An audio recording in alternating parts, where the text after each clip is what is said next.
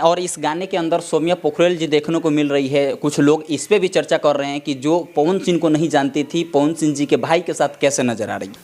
ही party नया साल के रखाइल बा, लवंडा लंदन से आइल बा। भोजपुरी में गाने को चोरी का सिलसिला जो चल रहा है, तो ऐसा नहीं लगता है कि इस चीज़ से हमारे भोजपुरी का सम्मान को कहीं ना कहीं ठेस पहुंच रहा है, हमारे भोजपुरी का बदनामी हो रहा है। ये बड़े बड़े सुपरस्टार आकर के लाइव लड़ते हैं कि हमारा गाना तूने चुरा लिया, तुम्हारा गाना उसने चुरा लिया। तो नमस्कार दोस्तों, मेरा नाम गुड्डू राजा 777 है और आप लोग देख रहे हैं भोजपुरी का नंबर 1 चैनल लीड न्यूज़। दोस्तों, अभी हमारे साथ भोजपुरी के एक ऐसे शख्स है जिन्होंने अपने कलम का जादू बिखेर करके रखा है और इनका कम से कम भी अगर हिट से सुपर हिट गाने अगर देखा जाए तो समझिए कि 500 से ऊपर गाना इन्होंने हमारे भोजपुरी को अपने कलम का जादू बिखेर करके दिया है।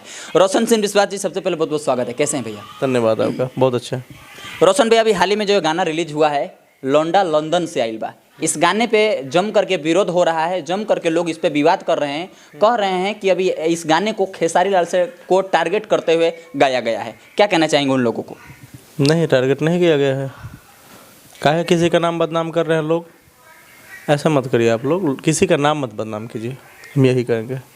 बहुत सारे लोग ऐसा कह रहे हैं और इस गाने के अंदर सौम्या पोखरेल जी देखने को मिल रही है। कुछ लोग इस पे भी चर्चा कर रहे हैं कि जो पवन सिंह को नहीं जानती थी, पवन सिंह जी के भाई के साथ कैसे नजर आ रही है। नहीं जानती थी तब नहीं जानती थी, अब जान रही है तो काम कर रही है। इसमें क्या गलत है? मॉडल है वो, तो काम करने के लिए नहीं आई हुई थी, वो काम कर रही है, इसमें कुछ गलत नहीं है। अब नहीं जानती थी, अब जान रही है। लेकिन ये इसका मतलब ये हमारे भोजपुरी में कॉमन बात है कि कोई आके हमारे भोजपुरी के सुपरस्टारों का बेइज्जती कर दें, कह दे कि हम उनको नहीं जानते हैं और कल होकर के उसको हमारे भोजपुरी के कुछ लोग जो हैं उनको काम दे, जैसे ऋतिक सिंह जी हो गए, चाहे अदर भी। एक बात बता रहे हैं, कोई एक आदमी कह दे कि हम नहीं जानते हैं तो क्या पवन सिंह मैंने जीरो पर आ जाएंगे?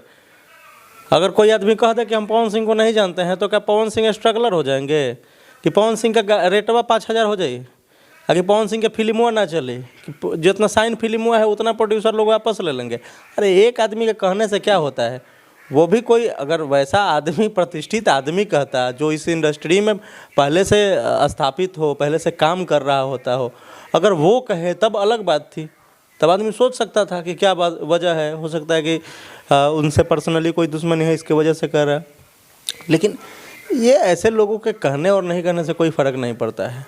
एक आदमी कोई अगर कहिए दे कि हम पवन सिंह को नहीं जानते हैं, तो ये कहने और नहीं कहने से वो हिट हो सकता है। पवन सिंह को तो हमको नहीं लग रहा है कि 0.00001% भी इसका असर पड़े, तो इसलिए बेबुनियाद सवाल है इस पर। यानी कि आपके कहने के अनुसार उस टाइम में जितने लोग ने इस बात का विरोध किया कि उसको कैसे नहीं जानती है, जो उसके बाद के सुपरस्टार है, तुम आकर के उसको जान रही हो, और उसके जब पहले के सुपरस्टार हैं उसको नहीं जान रही हो, इसका मतलब उस टाइम में जितने लोग ने इस बात का विरोध किया था वो सब लोगों का सिर फूटा हुआ है। नहीं, वो सब लोग खुश हैं। आप बात कीजिए उन लोगों से, वो सब लोग खुश है। अब तो कहता है अच्छा जान गई, तो उन लोगों का मकसद भी यही था कि ये जान जाए कि कौन है। अब वो जान गई तो वो लोग खुश है, उनका क्यों सिर फूटेगा? उस टाइम में जो पवन सिंह जी के सपोर्ट के लोग हैं, जो उनके मतलब जो उनके फैंस हैं, उन लोग भी इस बात का विरोध कर रहे थे। इसका मतलब कहीं ना कहीं वो लोग भी गलत हैं। नहीं, ऐसा देखिए, सब फालतू वाला सवाल मत पूछिए कि मतलब वो लोग गलत हैं। फ़ैन कभी गलत नहीं होते, उनके दिल पे चोट लगा था, हम एक्सेप्ट करते हैं इस चीज़ को, हम भी समझ सकते हैं। एज ए फ़ैन हमको भी अच्छा नहीं लगा था, लेकिन अब सामने वाला पहचान गया तो फ़ैन तो खुश है। फ़ैन को तो लग रहा है कि चलो भाई, बॉस का पावर क्या है क्या नहीं है, बॉस के बारे में जान गई। जो लोग इस बात को कह रहे हैं कि वो उसके ऋतिक सिंह जी के साथ नजर आ रही है, ऋतिक सिंह जी को उसको काम नहीं देना चाहिए, उसको भोजपुरी से बाइकआउट कर देना चाहिए, क्या उनका कहना जायज़ है या नाजायज़ है? देखिए, फ़ैन का उन लोगों का अपना गुस्सा है, उसको तो निकालेंगे ही, वो तो कोई नहीं रोक सकता है। हम हो चाहे आप हो, चाहे जो भी स्टार जिसके फ़ैन होते हैं, वो भी नहीं रोक सकता। वो आज़ाद लोग हैं, वो कह सकते हैं, उनका हक होता है कहने का। तो उनको हम ये कहेंगे कि देखिए, होता है समय के साथ साथ सब लोगों का जो है बदलते रहता है नेचर, तो इसलिए थोड़ा सा आप बड़े दिल वाले लोग हैं, किसी को माफ़ करना तो आप लोगों से बेहतर कोई जानता नहीं है, माफ़ कर दीजिए और क्या।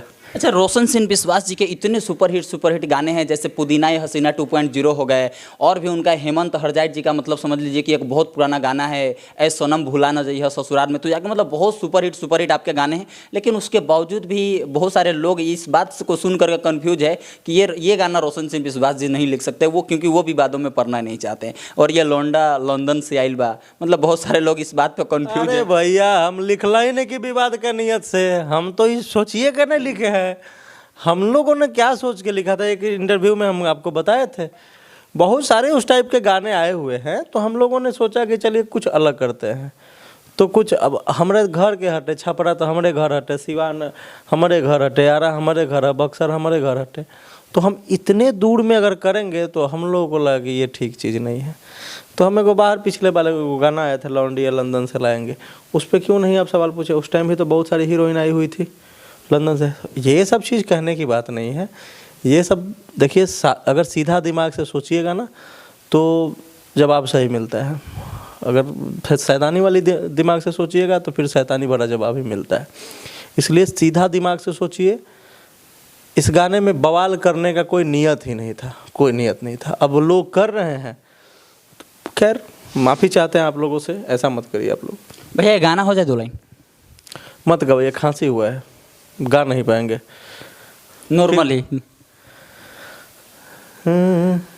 ही पट्टी नया साल के रखाइल बा, लवंडा लंदन से आइल बा। भैया और कौन कौन से गाने रिकॉर्ड हुए हैं, कौन कौन से कब तक हमारे ऑडियंस को देखने को मिलने वाला है? रोज गाना रोज मिलेगा सुनने को। आप लोग रोज मेरा लिखा कोई ना कोई गाना किसी न किसी सिंगर का मिलता ही है। इसलिए मैंने अपना एक यूट्यूब चैनल भी बनाया है, मेरा पेज भी है गीतकार रोशन सिंह विश्वास से, तो आप लोग उसको भी फॉलो करके देख सकते हैं, हमारा रोज़ का अपडेट रहेगा। यूट्यूब भी है गीतकार रोशन सिंह विश्वास रियल लाइफ करके। भैया अभी हाल ही में जैसे भोजपुरी में गाने को चोरी का सिलसिला जो चल रहा है, तो ऐसा नहीं लगता है कि इस चीज़ से हमारे भोजपुरी का सम्मान को कहीं ना कहीं ठेस पहुंच रहा है, हमारे भोजपुरी का बदनामी हो रहा है? ये बड़े बड़े सुपरस्टार आकर के लाइव लड़ते हैं कि हमारा गाना तूने चुरा लिया, तुम्हारा गाना उसने चुरा लिया। देखिए, भोजपुरी 1-2 लोगों से है नहीं, पहली बात, और भोजपुरी का ऑरा इतना छोटा भी नहीं है कि थोड़ा थोड़ा करने से, लेकिन होता है, असर तो पड़ता ही है। हम सबसे यही रिक्वेस्ट करेंगे कि ये सब ना हो तो बेहतर है। बाद बाकी भोजपुरी इतने सालों से चलती आ रही है इसी तरीके से, और इसने ग्रोथ किया है day by day, per day जो है भोजपुरी आगे ही बढ़ा है। भोजपुरी ने पीछे मुड़ के नहीं देखा है, मैं जब से देख रहा हूँ भोजपुरी को। तो हो सकता है कि इसका इम्पैक्ट तो गलत जाता ही है, लेकिन हो सकता है कि कहीं ना कहीं किसी मामले में भोजपुरी आगे भी बढ़ रहा है।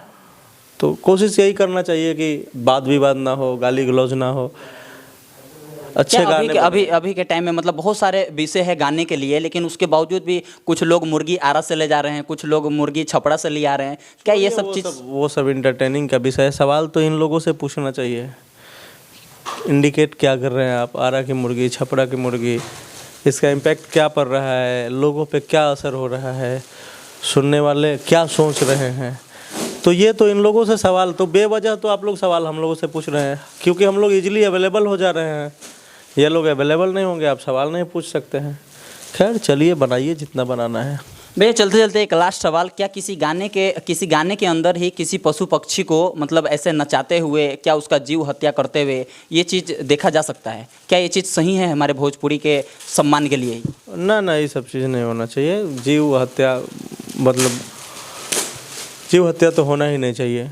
किसी पे क्रूरता, किसी भी चीज़ पे अत्याचार नहीं होना चाहिए। बाद बाकी गाने को इंटरटेन करने में हो जाता है, कभी मूड होता है वो एक्ट करने में, तो आर्टिस्ट चाहता, आर्टिस्ट भी नहीं चाहता, उसके पास भी दिल होता है, वो भी नहीं चाहता है।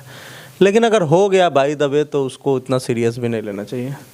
चलिए भैया, आपने इतना समय दिया इसके लिए बहुत बहुत धन्यवाद। थैंक यू, आपको भी और आपके देखने वाले को भी बहुत बहुत धन्यवाद। तो दोस्तों, अगर आपको ये वीडियो अच्छा लगा होगा तो चैनल को सब्सक्राइब कर दीजिएगा, वीडियो को लाइक कर दीजिएगा दोस्तों। लेकिन उससे पहले मैं आप लोग को एक बात बता दूं कि जो भी इस तरह के गलत अफवाह उड़ा रहे हैं कि इसने उसको टारगेट करके गाया, उसने उसको टारगेट करके गाया, ऐसा बिल्कुल नहीं है दोस्तों। मैं आपसे बस इतना ही कहना चाहूँगा, कुछ गंजेरी छाप यूट्यूबर है जो गांजा पी करके वीडियो बनाते हैं तो यही रिजल्ट देते हैं। तो इसलिए आप इस तरह के खबरों को मत देखिए और इस तरह के खबरें को आगे शेयर भी मत कीजिए। अगर आप रियल चीज़ देखना चाहते हैं तो हमारे चैनल को सब्सक्राइब कर लीजिए, और हम आपको जो भी है भोजपुरी की नई अपडेट आप लोग के लिए लेकर के आते रहेंगे। चलिए दोस्तों, वीडियो अच्छा लगा होगा तो चैनल को सब्सक्राइब कर दीजिएगा, वीडियो को लाइक कर दीजिएगा। चलिए मिलते हैं फिर किसी नेक्स्ट वीडियो में, तब तक के लिए जय हिंद, जय भारत।